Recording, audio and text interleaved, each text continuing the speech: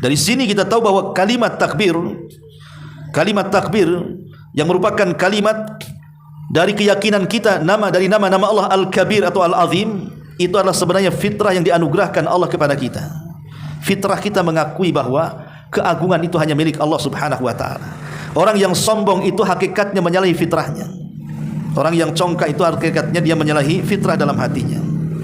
Dan kalimat takbir ini juga adalah kalimat yang khairun minad dunya wa ma fiha. Itu lebih baik dibandingkan dunia dan isinya.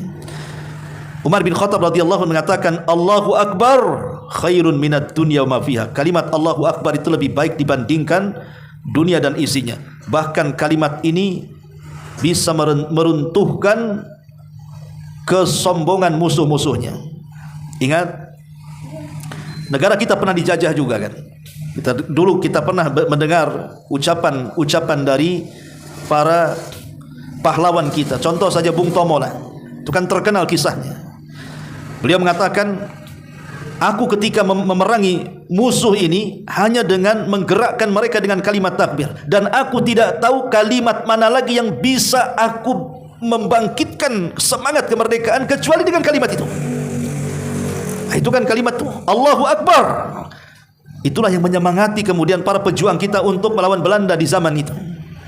Dan nanti di akhir zaman ada satu kota yang separuhnya di daratan, separuhnya di lautan, bisa diruntuhkan dengan kalimat takbir. Kata Nabi SAW, nanti di akhir zaman ada sebuah kota separuhnya di daratan, separuhnya di lautan, dan itu runtuh dengan kalimat Allahu Akbar tanpa ada pertumpahan darah di dalamnya. Lihat bagaimana agungnya kalimat takbir Allahu Akbar.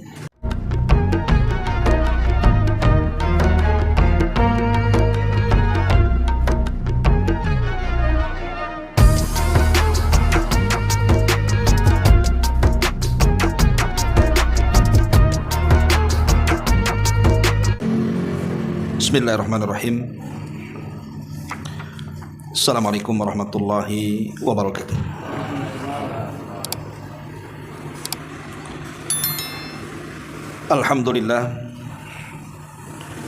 Alhamdulillahi rabbil alamin.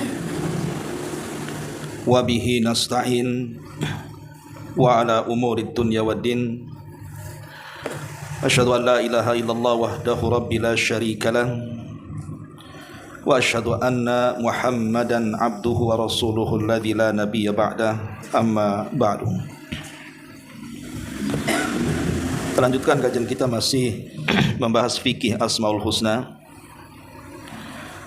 dan kita masuk pada nama Allah Subhanahu wa taala Al-Kabir Al-Azim, yang maha besar lagi maha agung.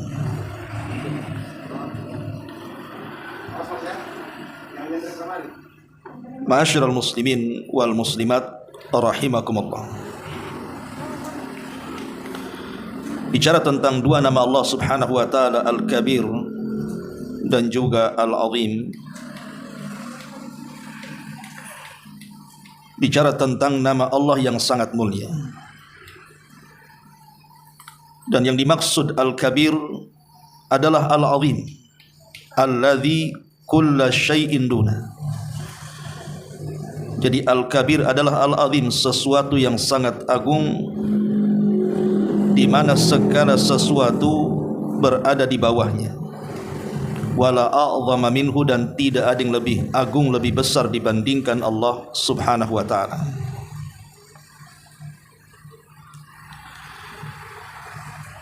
Ma'asyiral muslimin wal muslimat rahimani wa rahimakumullah. Tentu kebesaran Allah Subhanahu wa taala atau keagungan Allah Subhanahu wa taala dapat dilihat di sekitar kita. Umpamanya kita lihat kebesaran antar makhluk satu dengan yang lainnya. Contoh umpamanya manusia, ketika dia terlahir dari perut ibunya, dari setetes mani kemudian membesar menjadi segumpal darah. Dari segumpal darah kemudian membesar menjadi segumpal daging. Kemudian jadilah janin di rahim ibunya. Kemudian keluar mulai dari masa anak-anak, kemudian menaiki masa remaja sampai dewasa, kemudian tua. Artinya manusia ini dari setetes mani sampai menjadi manusia berangsur dari kecil menjadi besar. Tetapi dibandingkan dengan langit yang ada di atas sana, tentu langit lebih besar dibandingkan manusia. Makanya Allah Subhanahu wa taala mengatakan, a antum asyaddu khalqan amis sama banaha. Apakah engkau manusia lebih sulit penciptaannya dibandingkan langit yang telah dibangun Allah Subhanahu wa taala? Artinya di atas kebesaran manusia ada yang lebih besar dibandingkan mereka, makhluk Allah yang lainnya. Bahwa langit jauh lebih besar dibandingkan kita makhluknya. Tentu yang menciptakan langit dan bumi jauh lebih besar dibandingkan makhluknya. Allahu Akbar. Allah lebih besar dibandingkan makhluknya. Itulah Al-Kabir Al-Azim. Jadi tanda-tanda di sekitar kita ini bisa kita jadikan patokan tentang keagungan dan kebesaran Allah Subhanahu wa taala. Atau contoh yang lainnya tentang ilmu pengetahuan. Secerdas-cerdasnya manusia, tetap saja ilmu mereka terbatas. Sekalipun mereka sudah sampai kepada taraf profesor, kalau mungkin ada pangkat di atas itu, tetap ilmu manusia itu terbatas. Makanya Nabi Musa alaihi salatu wassalam ketika berada di perahu bersama Nabi Khadir alaihi wassalam, terjadi dialog di sini. Karena ketika itu ada seekor burung yang terbang kemudian meminum satu tegukan di air lautan. Kemudian burung itu hinggap di ujung perahu. Maka Khadir mengatakan kepada Musa, wahai Musa, sesungguhnya ilmi wa ilmu, pengetahuanku dan pengetahuan dirimu kecuali hanya sebatas tegukan yang diminum oleh burung itu. Sementara ilmu Allah itu seluas-luasnya lautan yang ada di hadapan kita. Artinya sekelas Nabi Musa alaihi salatu wassalam, kalau ilmunya digabungkan dengan Khadir saja, itu hanya ibarat tegukan burung yang sedang minum di air lautan. Sementara ilmu Allah itu seluas itu. Bahkan sekiranya semua makhluk digabungkan pengetahuan mereka, malaikatnya, jinnya, manusianya, tetap ilmu mereka hanya seperti jarum yang dicelupkan ke lautan, kemudian lihat tetesan air dari ujung jarum itu. Makanya Allah mengatakan, wa ma utitu minal ilmi illa qalila. Allah tidak pernah memberikan pengetahuan kepada manusia kecuali sedikit. Bahkan malaikat sendiri mengakui dan mengatakan, subhanaka la ilma lana illa ma 'allamtana. Maha suci Engkau ya Rabb, kami tidak mengetahui apapun kecuali apa yang Kau ajarkan kepada kami. Dengan keluasan ilmu Allah Subhanahu wa taala dibandingkan ilmu makhluknya yang sangat terbatas, itu menunjukkan Allah itu Al-Kabir Al-Azim.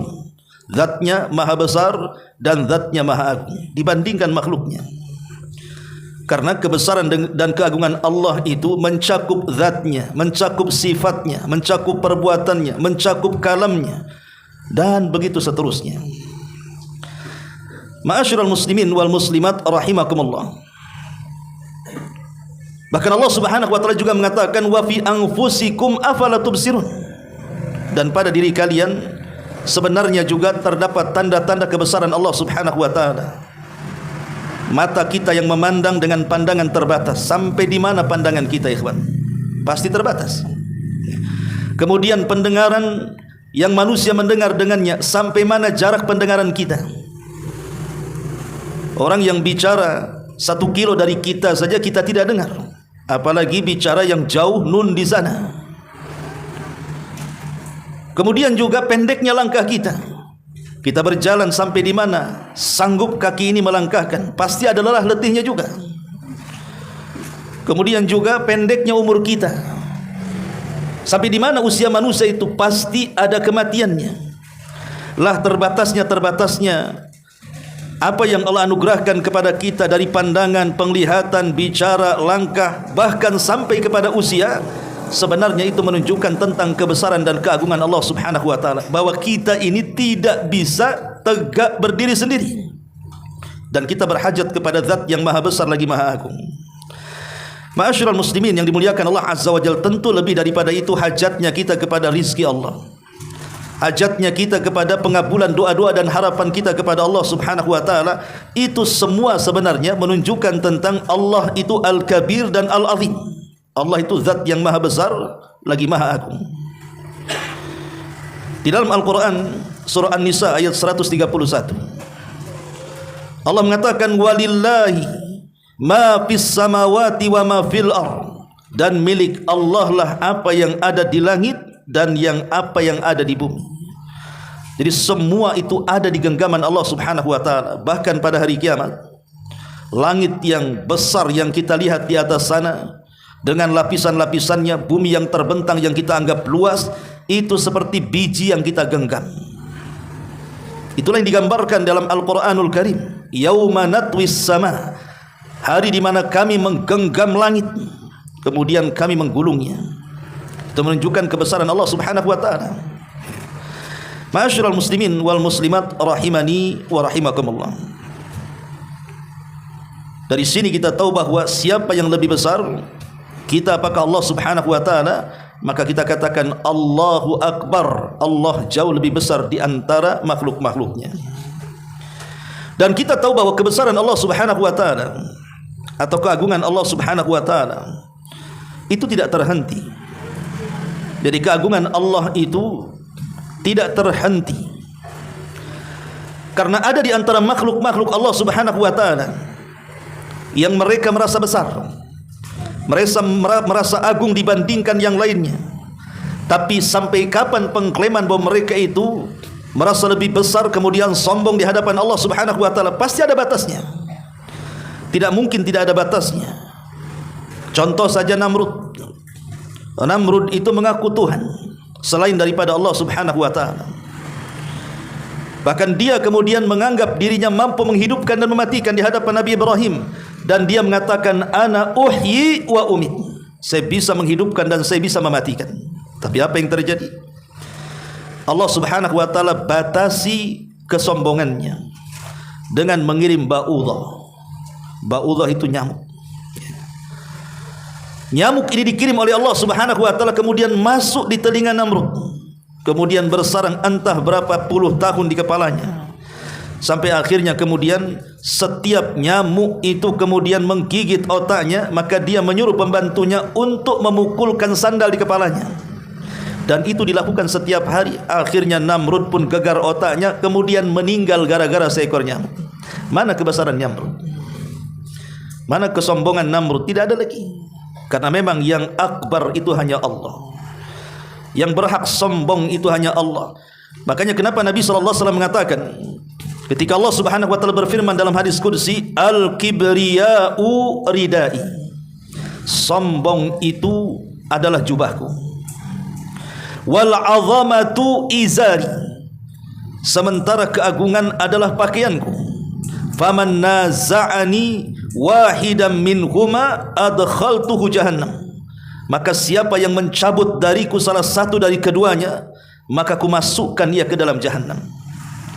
Karena memang Al-Kabir dan Al-Azim itu adalah nama Allah. Tidak boleh ada orang yang sombong, tidak boleh ada yang merasa besar di hadapan Allah Subhanahu wa taala.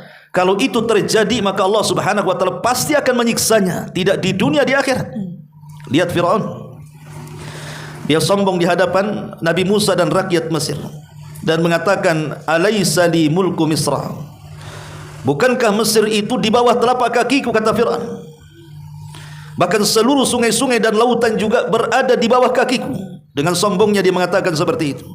Kemudian dia membuat konspirasi dengan Haman, seolah-olah telah membunuh Tuhannya Musa, dan mengatakan kepada Haman, ya Haman ibni li sarha la'alli ablughul asbab as-samawati la fa'attali'u ila ilahi Musa fa inni la adhunnuhu kadhiba. Fir'aun mengatakan kepada Haman, wahai Haman ibni li sarha, bangunkan kepadaku sebuah menara yang naik ke langit sampai kepada pintu-pintu langit. fa'attali'u ila ilahi Musa, saya ingin tengok di mana Tuhannya Nabi Musa. Wa inni la adhunnuhu kadhiba, aku yakin dia berdusta. Maka kemudian Haman pun membuat menara. Kemudian dibuat sandiwara konspirasi dengan meletakkan potongan daging, kemudian digantung di atas menara, kemudian ditombak oleh Fir'aun dari bawah, seolah-olah kemudian tombak itu menancap daging itu, kemudian dijatuhkan dan daging itu berlumuran darah. Kemudian Fir'aun mengatakan, lihat aku sudah membunuh Tuhannya Musa yang ada di atas, sekarang tidak ada Tuhan yang lebih tinggi dibandingkan diriku. Maka dia mengatakan, ana rabbukumul a'la, saya Rabb kalian yang paling tinggi. Malakum ma'alimtu min ilahin ghairi, aku tidak tahu ada Tuhan selainku, kata Fir'aun. Lihat, ketika Fir'aun di atas kesombongannya mengambil kekhususan Allah, bahwa kesombongan adalah selendang Allah, bahwa keagungan adalah jubahnya Allah, apa yang terjadi? Allah kirimkan berbagai macam bencana kepada Fir'aun untuk melepaskan kesombongannya. Turun kutu di mana-mana, turun kodok di mana-mana, turun belalang di mana-mana, darah di mana-mana, badai ke mana-mana. Tetapi Fir'aun ini tidak juga kunjung sadar dari kesombongannya, sampai pada waktunya ketika dia berada di tengah-tengah lautan, Allah Subhanahu wa taala perintahkan lautan untuk menenggelamkannya. Baru sadar siapa dirinya, dia pun mengatakan, amantu bima amanat bihi Banu Israel, aku beriman dengan apa yang diimani Bani Israel. Tapi Allah mengatakan, al-an, sekarang wahai Fir'aun, engkau beriman?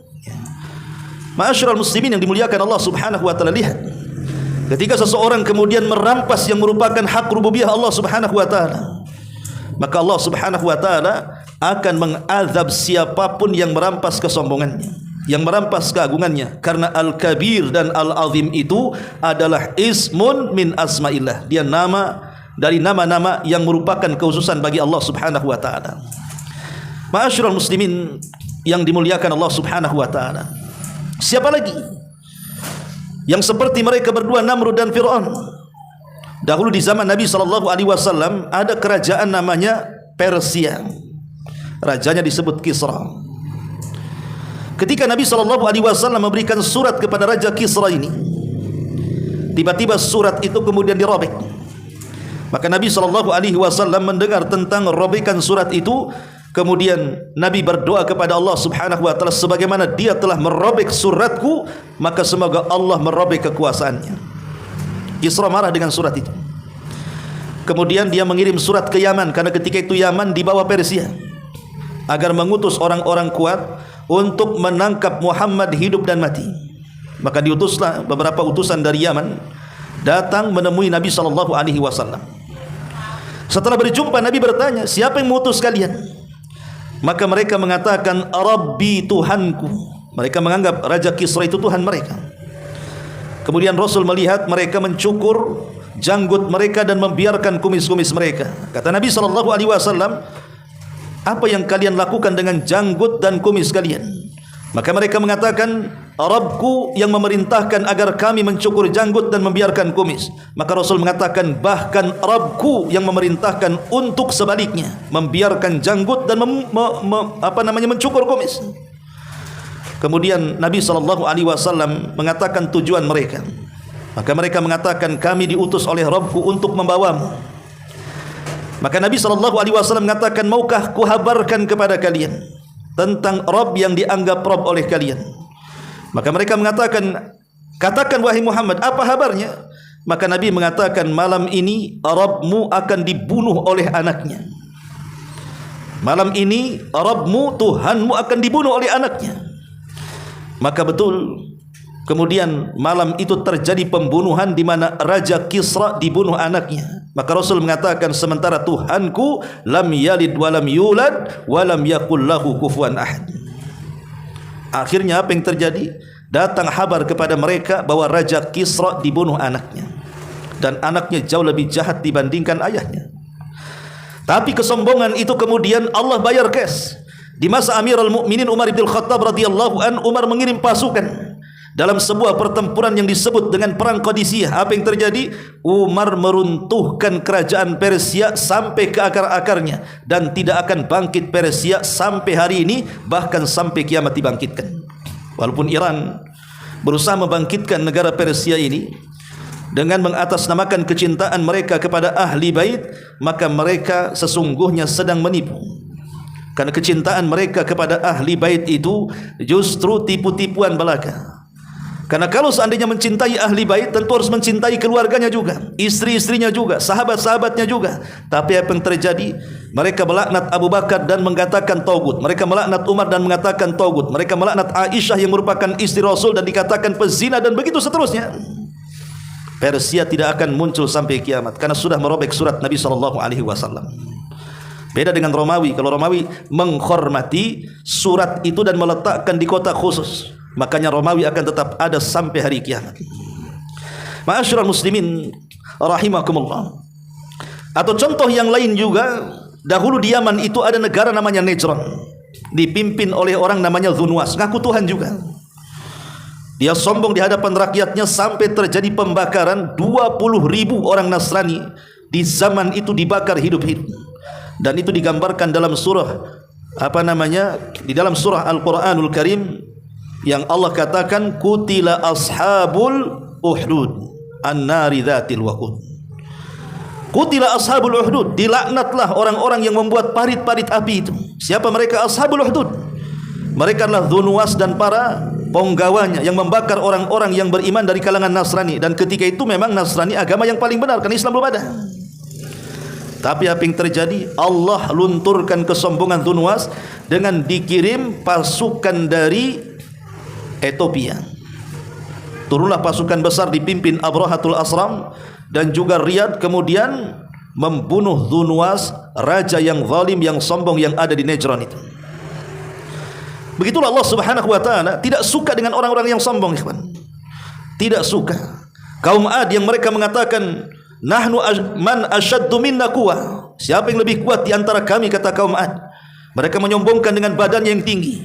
Mereka menyombongkan dengan kotanya yang dipenuhi dengan emas. Bahkan mereka bisa membuat istana-istana dipahat dari bebatuan. Tidak ada kota dan orang seperti kaum Ad. Sampai Allah katakan lam yukhlaq mithluha fil bilad. Tidak ada makhluk yang pernah diciptakan, baik postur tubuh, kekuatan ataupun kota seperti kota Iram. Kaum Ad. Tapi mereka fastakbaru fil ardi, mereka sombong.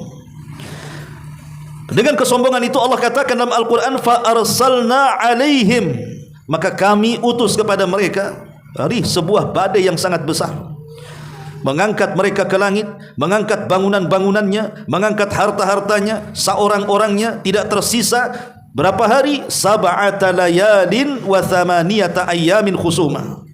7 malam 8 hari mereka melayang-layang di langit. Setelah itu Allah tumbangkan ke bumi. Allah katakan ka'ajazin nakhlin, seperti tunggul-tunggul kurma yang dilempar dari atas menancap di bumi. Datang pula kaum Samud setelahnya. Mereka pun mereka sombong juga. Akhirnya Allah Subhanahu wa taala kirim Jibril untuk berteriak dengan satu sayha, satu teriakan. Fa asbahu fi darihim jathimin, maka bangkai-bangkai mereka bergelimpangan di rumah-rumah mereka. Tidak ada yang selamat kecuali Allah binasakan. Begitulah ikhwatu fiddin, bahwa tidak ada yang boleh menyombongkan kecuali Allah. Tidak ada yang boleh membesarkan dirinya kecuali Allah. Karena Al-Kabir, Al-Azim, yang maha besar, yang maha agung hanya Allah Subhanahu wa ta'ala. Ma'asyiral muslimin rahimani wa rahimakumullah. Di sini perhatikan bukunya. Allah Subhanahu wa ta'ala berfirman, dzalika bi anna Allaha huwal haq wa anna ma yad'una min dunihi al-batil wa anna Allaha huwal aliyyul kabir. Di dalam Al-Qur'an Allah Subhanahu wa ta'ala menyebut kalimat Al-Kabir, ada yang mengatakan 6 kali. Allah Subhanahu wa ta'ala menyebut kalimat Al-Kabir itu sebanyak 6 kali. Di antaranya surah Ar-Ra'du ayat 9. Kemudian di sini surah Luqman ayat 30. Kemudian surah Ghafir ayat 12. Kemudian Al-Baqarah 255 dan Al-Haqqah 52. Afwan, di sini kalimat ini Al-Azim, Al-Kabir, surah Ghafir ayat 12, kemudian As-Saba ayat 23, Al-Hajj ayat 62, Ar-Ra'du ayat 9. Ini di antara ayat-ayat yang menjelaskan tentang nama Allah Al-Kabir. Beliau mengatakan di sini, Al-Kabir Al-Azim adalah zat yang memiliki kebesaran serta keagungan sebagai sifatnya. Allah berfirman dalam hadis qudsi, kebesaran adalah bajuku, keagungan adalah sarungku. Artinya kesombongan itu adalah jubahku, sementara keagungan adalah sarungku. Barang siapa yang menyaingi aku dalam kedua hal tersebut, maka aku akan masukkan ia ke dalam api neraka. Yang tadi saya sudah katakan, al-kibriya ridai wal 'azamatu izari faman naza'ani minhuma adkhaltuhu jahannam. Kebesaran, kesombongan itu hanya milik Allah. Maka jangan pernah sombong, karena sombong itu hanya kepunyaan Allah. Jangan pernah merasa besar, karena merasa besar itu milik Allah subhanahu wa ta'ala. Terkadang manusia itu lupa diri, ikhwatu fiddin. Baru diberikan harta sedikit saja, dia merasa cukup, dia merasa kaya, dia merasa besar di hadapan Allah subhanahu wa ta'ala. Dia pun mulai melampaui batas. Kalla innal insana la yatgha an ra'ahu istaghna. Sekali-kali manusia itu jangan mudah melampaui batas. Apabila Allah subhanahu wa ta'ala membentangkan rizki kepadanya. Tapi itulah harta sirru tughyan, rahasia bejatnya manusia. Terkadang orang yang ketika masih miskin, ketika belum banyak hartanya, dia bisa tawadhu, dia bisa rendah diri, dia tidak pernah membusungkan dadanya di hadapan manusia dan juga di hadapan Allah subhanahu wa ta'ala. Tapi ketika kemudian mulai dia diberikan kekayaan oleh Allah subhanahu wa ta'ala, maka mulailah dia menyombongkan dirinya. Makanya Allah mengatakan, wala tusa'ir khaddaka linnas wala tamshi fil ardi maraha. Janganlah kamu memalingkan mukamu dari manusia karena sombong, dan janganlah kamu berjalan di permukaan bumi ini dengan cara angkuh. Kenapa? Innallaha la yuhibbu kulla mukhtalin fakhur. Karena Allah subhanahu wa ta'ala tidak suka dengan orang yang sombong, lagi suka membangga-banggakan dirinya. Karena kesombongan itu milik Allah, kebanggaan itu milik Allah. Kekayaan yang kita miliki terbatas. Sekaya apapun kita, ada yang lebih kaya lagi di sana. Bahkan yang di sana kaya pun ada yang lebih kaya lagi di sana. Bahwa langit itu di atasnya pasti ada langit. Lalu apa yang disombongkan? Tidak boleh menyombongkan dengan kekayaan. Atau terkadang ketika orang diberikan jabatan saja, baru menjabat, terkadang jabatan itu melalaikan dirinya, akhirnya menyombongkan dengan jabatannya kan. Dia menindas orang-orang yang di bawahnya. Terkadang dia menyikut sebelah kiri kanannya, menginjak atas dan menyundul atasnya, dan begitu seterusnya. Ini terjadi di antara manusia itu. Coba sebelum dia dipilih, contoh sajalah anggota dewan. Ketika dia belum dipilih, datang ke antum kayak orang ngemis. Ngemis suara, tolong pilih aku. Terkadang saking ngemisnya sampai bagi-bagikan sembako tuh. Sampai ada serangan, bukan serangan fajar saja, serangan duha, serangan siang, serangan malam, diserang semuanya ya. Belum jadi itu. Kalau sudah jadi, jangankan kita, Allah aja dilupakan dia. Itu baru dikasih jabatan tuh ya. Kadang-kadang seperti itu. Kemudian datang pula kabar dia akan dipecat atau akan dipindah dari tempat basah ke tempat kering, demamnya 1 bulan. Lah ini kan ujian dari Allah subhanahu wa ta'ala. Terkadang orang itu tidak tahu diri ketika dia susah, kemudian senang ketika belum menjabat. Ketika dia menjabat, sama-sama kemudian melupakan dirinya. Padahal kalau dia bersyukur kepada Allah subhanahu wa ta'ala, la in syakartum la azidannakum wa la in kafartum inna adzabi lasyadid. Ma'asyiral muslimin yang dimuliakan Allah azza wa jalla. Kemudian beliau mengatakan di sini, makna kebesaran dan keagungan itu 2 macam. Kata beliau, makna keagungan dan kebesaran itu ada 2 macam. Maknanya kembali kepada sifatnya, dan bahwasanya semua makna keagungan dan kebesaran seperti kekuatan, kemuliaan, kesempurnaan, kekuatan, keluasan ilmu, kesempurnaan pujian dan selainnya dari sifat-sifat keagungan dan kebesaran, itu semua menunjukkan bahwa Allah itu Al-Kabir Al-Azim. Di antara keagungannya adalah keberadaan langit dan bumi yang di tangan Allah seperti sebiji sawi yang ada di tangan salah seorang di antara kalian. Perhatikan firman Allah ini menunjukkan bagaimana Allah itu Al-Kabir Al-Azim. Allah mengatakan, wa ma qadarullaha haqqa qadri. Dan mereka tidak pernah mengagungkan Allah dengan sebenar-benar pengagungan. Wal ardu jami'an qabdhatuhu yaumal qiyamah was samawat matwiyatun biyamini subhanahu wa ta'ala amma yusyrikun. Padahal bumi seluruhnya dalam genggamannya. Pada hari kiamat dan juga langit digulung dengan tangan kanannya. Maha suci Dia dan Allah Maha tinggi Dia dari apa yang mereka persekutukan. Lihat bagaimana kebesaran Allah Subhanahu wa taala nanti pada hari kiamat. Ketika Allah Subhanahu wa taala kemudian memusnahkan seluruh makhluk-makhluk yang berakal. Allah wafatkan para malaikat, Allah binasakan kalangan jin, Allah matikan seluruh manusia. Kemudian Allah Subhanahu wa taala hancurkan alam semesta selama 40, bisa 40 hari, bisa 40 bulan, bisa 40 tahun, wallahu a'lam. Abu Hurairah radhiyallahu anhu hanya menyebutkan di angka 40, dan ketika ditanya maksud 40 dia mengatakan fa'abaitu, aku enggan menjawabnya. Lah di hari kehancuran itulah, dengan segala kesombongan Allah Subhanahu wa taala, dan Allah berhak untuk sombong. Dengan segala keagungan Allah, dan Allah berhak untuk mengagungkan dirinya, membanggakan dirinya. Allah pun mengatakan limanil mulkul yaum, untuk siapa, milik siapa kekuasaan ini, milik siapa kerajaan ini. Tidak ada yang menjawab, karena tidak ada makhluk kecuali dibinasakan. Kullu man 'alaiha fan, semua makhluk dibinasakan. Maka Allah Subhanahu wa taala menjawab pertanyaan dirinya sendiri dan mengatakan lillahil wahidil qahhar, bahwa ini semua adalah milik Zat yang Maha Esa dan Maha mampu melakukan segalanya. Maka ketika itulah Allah menggulung langit seperti menggulung kertas, dan Allah letakkan bumi di genggamannya. Siapa yang lebih besar dibandingkan Allah Subhanahu wa taala? Jangankan itu, antum naik pesawat, nampaklah kota Batam ini besar kalau kita keliling menggunakan sepeda motor atau mobil itu. Ketika kita naik beberapa ketinggian dari arah laut pesawat itu, mulailah nampak bandara itu kecil. Naik lagi pesawat makin kecil lagi, naik lagi ke atas makin tak nampak pula itu Pulau Batam tu. Makin kecil kalau dilihat dari atas kan. Kalau pulaunya tidak kelihatan, macam mana pula kita di situ? Mau nampak batang hidung kita, pulaunya saja enggak kelihatan. Ya. Makanya Nabi SAW ketika mempermisalkan bumi, besarnya bumi dengan besarnya langit itu, kata Nabi SAW, kalau engkau ingin tahu besaran langit dibandingkan besaran bumi, datanglah kau ke padang pasir, ambil cincin yang ada di tanganmu, letakkan di tengah padang pasir.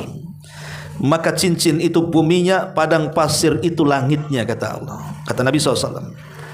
Tapi kalau kalian ingin tahu berapa besarnya kursi Allah Subhanahu wa taala dibandingkan langit dan bumi, lakukan hal yang sama. Datang ke padang pasir, letakkan cincin di tengah-tengahnya, maka cincin itu langit dan bumi, dan kursi Allah itu adalah padang pasir yang tidak bertepi. Di situ Allah katakan wasi'at kursiyyuhus samawati wal ard, bahwa kursinya Allah itu meliputi langit dan bumi. Macam mana dengan arsy Allah Subhanahu wa taala? Tentu arsy jauh lebih besar dibandingkan kursi, dibandingkan langit dan bumi. Macam mana dengan yang menciptakan itu semua? Allahu Akbar, Allah jauh lebih besar dibandingkan makhluk-makhluknya. Ini makna yang pertama. Makna yang kedua kata beliau, yaitu tidak ada yang berhak untuk diagungkan, untuk dibesarkan, untuk dimuliakan, untuk dipuji kecuali Allah. Oleh karena itulah Dialah yang layak untuk para hambanya mengagungkannya dengan hati-hati mereka, lisan-lisan mereka, amal perbuatan mereka. Yang demikian itu dengan mencurahkan kesungguhan mereka dalam mengenal, mencintai, merendahkan diri, dan tentunya takut kepada Allah Subhanahu wa ta'ala. Lah di antara bentuk mengagungkan Allah adalah dengan mentaatinya dan tidak memaksiatinya, dengan mengingatnya dan tidak melupakannya, serta mensyukurinya dan tidak mengkufurinya. Di antara bentuk mengagungkan dan memuliakan Allah pula dengan tunduk kepada perintah syariat, hukum-hukumnya, serta tidak memprotes sedikit pun dari ciptaan maupun syariatnya. Dan di antara bentuk pengagungan Allah adalah dengan mengagungkan yang diagungkan olehnya, yang dimuliakan olehnya, baik itu waktu, tempat, seseorang atau amal perbuatan. Inti ibadah adalah pengagungan Allah yang maha menciptakan dan maha memuliakan. Oleh karena itu disyariatkan takbir ketika salat, baik pada awalnya maupun perpindahan gerakannya, agar seseorang hamba benar-benar menjiwai makna pengagungan kepadanya dalam bentuk yang merupakan semulia-mulianya ibadah. Ma'asyiral muslimin yang dimuliakan Allah Subhanahu wa ta'ala, makna yang kedua ini menjelaskan tentang pengaruh. Kalau kita sudah tahu bahwa tidak ada yang lebih akbar, lebih besar, tidak ada yang lebih agung dibandingkan Allah Subhanahu wa ta'ala, lalu apa pengaruhnya? Pengaruh pada diri kita itu, kita sudah tahu tidak ada yang lebih besar dibandingkan Allah, tidak ada yang lebih agung dibandingkan Allah. Lalu apa pengaruhnya? Pengaruh kepada kita itu apa? Karena kita mempelajari nama-nama Allah Subhanahu wa taala itu bukan hanya sekedar menghafal 99 nama kemudian dinyanyikan seperti yang kita dengar di masjid-masjid, ada orang yang menyanyikan Asmaul Husna kan begitu. Tapi ketika ditanya maknanya tidak paham, sampai kepada apakah sudah mentadaburinya pun tidak paham. Padahal Nabi SAW mengatakan maksudnya faman ahsaha dakhalal jannah, siapa yang menghafal dia masuk surga. Bukan hanya sekedar menghafal, kalimat ahsa itu artinya juga memahami dan mengamalkan. Yang pertama, tentu ketika kita tahu bahwa Allah Subhanahu wa taala itu zat yang maha agung, maha besar, maka tumbuh kebalikan daripada nama Allah Subhanahu wa taala. Apa itu? Tertanam sifat tawadhu, ya. Kalau Allah sombong, jangan pula ikut sombong. Kalau Allah merasa bangga dan besar, jangan pula ikut merasa bangga dan besar. Tapi bermuamalahlah dengan nama-nama Allah yang sifatnya jalalah, yang sifatnya agung itu dengan kebalikannya. Kalau Allah sombong, kita rendah diri. Kalau Allah khaliq, kita makhluk. Kalau Allah Rabb, kita marbub. Dan begitu seterusnya. Maka tertanam pada hati kita sifat tawadhu. Manusia yang paling mulia di permukaan bumi adalah Nabi SAW. Tidak ada manusia yang lebih mulia dibandingkan Nabi SAW. Dan kalau memang dia ingin membanggakan dirinya, dibandingkan Fir'aun lebih berhak, dibandingkan Namrud lebih berhak, dibandingkan raja-raja dunia lebih berhak. Tapi Nabi SAW tidak pernah menyombongkan dirinya. Dia tetap tawadhu, dia tetap rendah diri. Bahkan ketika Allah Subhanahu wa taala memilih kepada Nabi SAW untuk hidup dengan bergelimang harta dunia, ataukah memilih kematiannya dan kembali kepada Allah Subhanahu wa taala, Rasul memilih meninggal kembali kepada Allah dibandingkan diberikan dunia dan isinya. Karena kita tahu ma indallahi baqin, apa yang di sisi Allah itu pasti tetap. Wa ma indakum yanfudu, tapi apa yang di sisi kita pasti hilang. Itulah kerendahan Nabi SAW. Sampai satu hari Umar itu masuk menemui Nabi SAW karena mendapatkan kabar bahwa Nabi menceraikan istri-istrinya karena sebuah kes rumah tangga. Maka Nabi sampai kemudian tidur di sebelah kandang kuda. Dia tidak mau pulang ke rumah istri-istrinya karena merasa istri-istrinya sudah menyakiti dirinya. Maka tersiarlah Rasul itu menceraikan istri-istrinya. Maka sebagai mertua Umar bin Khattab takut kalau salah satu yang diceraikan Nabi adalah putrinya Hafsah. Maka dia datang menemui Nabi SAW. Ketika itu Rasul mengizinkan masuk. Umar pun menangis karena Rasul sedang berbaring dan pelepah kurma menjadi lantainya. Otomatis kemudian garis-garis di pundak dari pelepah kurma itu kemudian nampak di punggung Nabi SAW.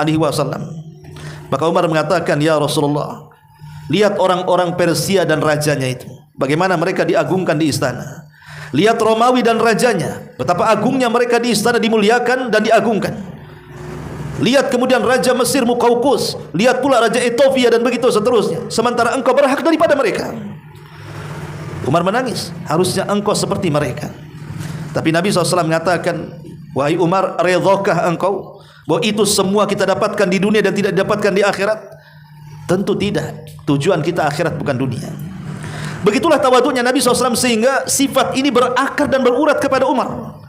Saat kemudian Persia jatuh ke tangan kaum muslimin, kemudian Abu Ubaidah Ibnul Jarrah meminta Umar mengambil kunci daripada Baitul Maqdis. Umar menggunakan pakaian jubah yang dipakai berjalan dari Madinah sampai ke Palestina, tidak berganti pakaian dan sudah robek. Kemudian Abu Ubaidah mengatakan, ya Amirul Mukminin, sebaiknya kau ganti pakaian supaya kau menambah aura kegagahanmu, aura karismatikmu, karena engkau akan mengambil kunci dari Baitul Maqdis. Maka Umar radhiyallahu mengatakan kepada Abu Ubaidah, ya Abu Ubaidah, innallaha a'azzana bil Islam, wa man ibtagha al-izzata bi ghairi ma a'azzana Allah adallana Allah. Wahai Abu Ubaidah, Allah sudah memuliakan kita dengan Islam loh, bukan dengan pakaian. Allah memuliakan kita dengan Islam, bukan dengan kendaraan. Allah memuliakan kita dengan Islam, bukan dengan rumah yang megah. Maka Umar bin Khattab mengatakan, siapapun yang mencari kemuliaan di luar dari kemuliaan Allah, Allah hinakan dia. Pasti Allah hinakan dia. Lihat tawadhunya Amirul Mukminin Umar bin Khattab. Itu semua pendidikan Nabi SAW. Karena mereka tahu siapa yang berhak menyombongkan dirinya hanyalah satu-satunya zat Allah Subhanahu wa taala. Yang kedua, di antara asar keimanannya adalah tertanam al-khawfu minallah. Kalau Allah itu akbar dan yang lainnya kecil, kalau Allah itu agung dan yang lainnya rendah, maka harusnya tertanam pada hati kita ketakutan yang besar kepada Allah Subhanahu wa taala. Karena tidak ada yang lebih kuat dibandingkan Allah. Tidak ada yang lebih luas pengetahuannya dibandingkan Allah. Tidak ada kekayaan meliputi kekayaan Allah Subhanahu wa taala. Allah berhak mencabut kekayaan siapapun. Allah berhak menghukum siapapun. Allah berhak kemudian menimpakan bencana apapun. Karena Allah akbar dari semuanya. Maka ketika kita berfikir ke sana, disitulah timbul al-khauf minallah. Tanamkan perasaan takut kepada Allah Subhanahu wa taala. Kemudian yang ketiga, al-yaqin. Timbul perasaan yakin. Timbul perasaan yakin bi annahu ma min mutakabbirin wa taghiyatin illa wa sayaqsimuhu Allahu azza wa jalla fid dunya wal akhirah. Kita harus yakin siapapun yang sombong di hadapan Allah, siapapun yang menjadi orang yang paling congkak dan angkuh di hadapan Allah Subhanahu wa taala, pasti Allah akan menggerus mereka, pasti Allah akan mengazab mereka, tidak di dunia dan akhirat. Kaum Ad yang sudah saya ceritakan, kaum Tsamud yang sudah saya ceritakan, kaum Lut dan kaum-kaum sebelumnya diceritakan dalam Al-Quran, kemana mereka? Kita tambah yakin dengan kebesaran Allah Subhanahu wa taala. Makanya kalau kita yakin dengan kalimat Allahu Akbar, semua akan menjadi tenang. Kalimat Allahu Akbar ini, ikhwan, kalimat yang ajaib. Kalimat yang ajaib sekali, ikhwatu fiddin, muliakan Allah Subhanahu wa taala. Kalau itu diucapkan, kalimat Allahu Akbar ini oleh orang-orang yang mereka merasa sombong kehidupannya, kemudian dia meresapi kalimat itu, maka tentu akan menyadarkan dirinya bahwa tidak berhak sombong kecuali Allah Subhanahu wa taala. Karena kesombongan manusia sekali lagi terbatas. Lihat para pemimpin-pemimpin dunia saja. Ketika mereka memimpin, sombongnya 17 setan. Tapi ketika ganti kepemimpinan, mereka dicaci, dimaki, dihina. Mana kesombongannya? Enggak ada. Ya. Jadi kalimat akbar ini sebenarnya bisa menyadarkan mereka kalau mereka mau memahami kalimat Allahu Akbar itu. Karena kalimat Allahu Akbar, ketika kita katakan Allahu Akbar, Allah maha besar dari segala-galanya, artinya kita kecil di hadapan Allah. Allah bisa saja merubah hidup kita dalam sekejap. Dan kalau seandainya kalimat ini kemudian diucapkan oleh orang fakir, Allahu Akbar umpamanya, maka orang fakir tidak akan merasa terhina. Orang fakir tidak akan merasa rendah. Orang fakir tidak akan merasa bahwa dia itu hidupnya dicampakkan. Tidak, di sana ada zat yang akbar, Allah Subhanahu wa taala. Sebagaimana Allah Subhanahu wa taala berfirman kepada Nabi sallallahu alaihi wasallam, "Alam yajidka yatiman fa'awa wa wajadaka dhallan fahada wa wajadaka 'ailan fa'aghna." Bukankah kami dulu dapatin kau Muhammad dalam kondisi yatim? Siapa yang melindungi kamu? Allah yang melindungi dia. Jangan khawatir. Kefakiran itu adalah ujian dari Allah Subhanahu wa taala. Tapi Allah Subhanahu wa taala zat yang maha adil dengan kebesarannya dan keagungannya. Karena kefakiran itu hanya sebatas dunia, ada batasnya, paling tinggi dihentikan dengan kematiannya. Kefakiran itu kan ada batasnya, paling tinggi dihentikan dengan kematiannya. Tapi di sana ada kehidupan yang jauh lebih besar dibandingkan kehidupan dunia. Itulah surga, hakikat kenikmatan yang sesungguhnya. Jadi orang fakir kalau mengatakan Allahu Akbar, kefakirannya tidak mungkin menyedihkan bagi kehidupannya. Kenapa? Allah maha besar, Allah maha agung. Allah akan ganti dengan yang lebih besar daripada yang ada di dunia. Dan kalau itu diucapkan, orang-orang yang sakit, orang-orang yang sehat, orang-orang yang sombong dan begitu seterusnya, kemudian mau merenungkannya, tentu semua ada ibrah di balik kalimat takbir Allahu Akbar itu. Ma'asyiral muslimin wal muslimat rahimakumullah. Kemudian juga di antara athar yang bisa kita petik daripada kalimat Allahu Akbar. Allahu Akbar atau Allah itu Al-Kabir, Allah itu Al-Azim.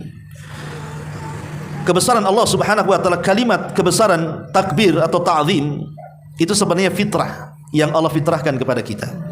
Itu adalah fitrah yang Allah fitrahkan kepada kita. Ada sebuah hadis yang dikeluarkan Imam Muslim dari Anas bin Malik radhiyallahu anhu. Kana Nabi sallallahu alaihi wasallam yughiru idza tala al-fajr. Rasul itu kalau menyerang musuh, maka Nabi sallallahu alaihi wasallam akan menyerang di waktu terbit fajar setelah subuh. Rasul tidak pernah menyerang selain waktu ini. Rasul tidak pernah menyerang musuh itu pagi-pagi, duha, siang, sore, malam, tidak. Rasul kalau sudah mempersiapkan pasukan hendak menyerang sebuah negeri, maka Rasul akan menunggu terbitnya fajar. kemudian subuh, sambil mendengar di negeri itu ada suara adzan atau tidak. Makanya kata Anas bin Malik radhiyallahu anhu, kana yastami'ul adzan, maka dia akan mendengarkan adzan. Fa in sami'a adzanan, kalau seandainya Rasul mendengar adzan, amsak, maka Rasul tidak jadi menyerangnya. Kenapa? Berarti itu negeri Islam. Wa illa aghara, maka Rasul akan menyerbunya. Fasami'a rajulan yaqulu Allahu akbar, Allahu akbar. Maka tiba-tiba ketika Rasul hendak menyerang, adalah di daerah yang akan diserang itu orang yang sedang adzan, Allahu akbar, Allahu akbar. Maka Rasul SAW dikatakan alal fitrah, alal fitrah, dia berada di atas fitrah. Dari sini kita tahu bahwa kalimat takbir yang merupakan kalimat dari keyakinan kita, dari nama-nama Allah Al-Kabir atau Al-Azim, itu adalah sebenarnya fitrah yang dianugerahkan Allah kepada kita. Fitrah kita mengakui bahwa keagungan itu hanya milik Allah Subhanahu wa taala. Orang yang sombong itu hakikatnya menyalahi fitrahnya. Orang yang congkak itu hakikatnya dia menyalahi fitrah dalam hatinya. Dan kalimat takbir ini juga adalah kalimat yang khairun minad dunya wa ma fiha, itu lebih baik dibandingkan dunia dan isinya. Umar bin Khattab radhiyallahu anhu mengatakan, Allahu akbar khairun minad dunya wa ma fiha. Kalimat Allahu akbar itu lebih baik dibandingkan dunia dan isinya. Bahkan kalimat ini bisa meruntuhkan kesombongan musuh-musuhnya. Ingat, negara kita pernah dijajah juga kan. Dulu kita pernah mendengar ucapan dari para pahlawan kita. Contoh saja Bung Tomo lah, itu kan terkenal kisahnya. Beliau mengatakan, aku ketika memerangi musuh ini hanya dengan menggerakkan mereka dengan kalimat takbir, dan aku tidak tahu kalimat mana lagi yang bisa aku membangkitkan semangat kemerdekaan kecuali dengan kalimat itu. Itu kan kalimat itu, Allahu Akbar. Itulah yang menyemangati kemudian para pejuang kita untuk melawan Belanda di zaman itu. Dan nanti di akhir zaman ada satu kota yang separuhnya di daratan, separuhnya di lautan, bisa diruntuhkan dengan kalimat takbir. Kata Nabi SAW, nanti di akhir zaman ada sebuah kota separuhnya di daratan, separuhnya di lautan, dan itu runtuh dengan kalimat Allahu Akbar tanpa ada pertumpahan darah di dalamnya. Lihat bagaimana agungnya kalimat takbir Allahu Akbar, ya. Ma'asyiral muslimin yang dimuliakan Allah Subhanahu wa taala. Tapi anehnya di zaman sekarang kalimat ini kadang-kadang digunakan untuk saling menghantam antar kaum muslimin. Ada dua orang yang demo nih, yang satu memperjuangkan A, yang satu memperjuangkan B, bentrok, dua-duanya takbir pula, Allahu Akbar, yang satunya Allahu Akbar. Ini gimana ini? Ya.